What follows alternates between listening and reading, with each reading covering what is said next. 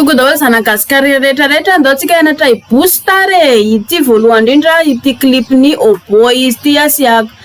ihany ho ataotsika cliquer-tsika ny booster eto amin'izay vidéo aty tsika atao dia jereo tsara fa eto amin'ny farany ambony eto zao misy amin'le azaka tena le eto farany ambony fa aleo andeha automatique ohatr'izao dia tianareo ve messenger sa whatsapp dia afaka misafidy afaka ampijereo zay tianareo atao amin'le izy messenger na whatsapp dia ndao indray tsika hidina atao ambanimbany ato miteny izy hoe iza tianareo hijery le vidéo dia misafidy ianareo amin'ireo zavatra karazana anankiefatra ireo hoe ny amia ve sa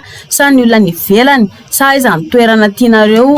hijery an'ilay publication tianareo atao boost dia midina atao ambany ato indray tsika maharitra 7 andro ity dia efa automatique amin'ny Facebook manao an'io $14 farany ambany amin'ilay izy dia raha ohatra zao ka hoe mitombo indray ny andro ataonareo dia tsy maintsy miakatra ny prix ka arakarak'izay anaovanareo anazy amin'le fanaovana amin'le izy na hoe maharitra herinandro na ohatra hoe mihoatra an'izay dia arakarak'izay le izy taondratsika hidina atao ambany ary jery manaraka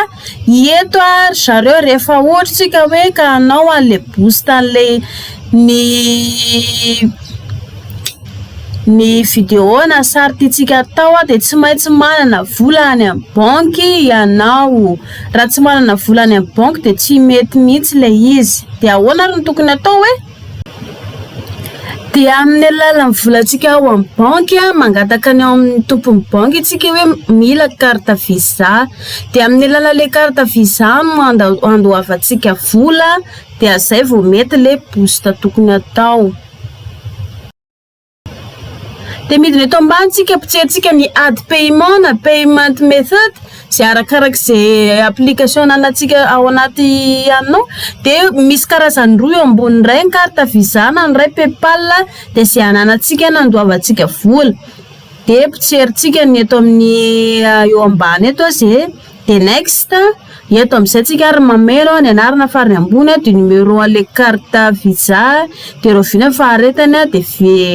dia fenotsika rehetrarehetra ireo dia save ery ambany ery na koa hoe ok arakarak'izay application anatsika ao zay efa misaotra betsaka rehetrarehetra nanaraka an'ilay vidéo teo hatramin'ny farana dia mino fa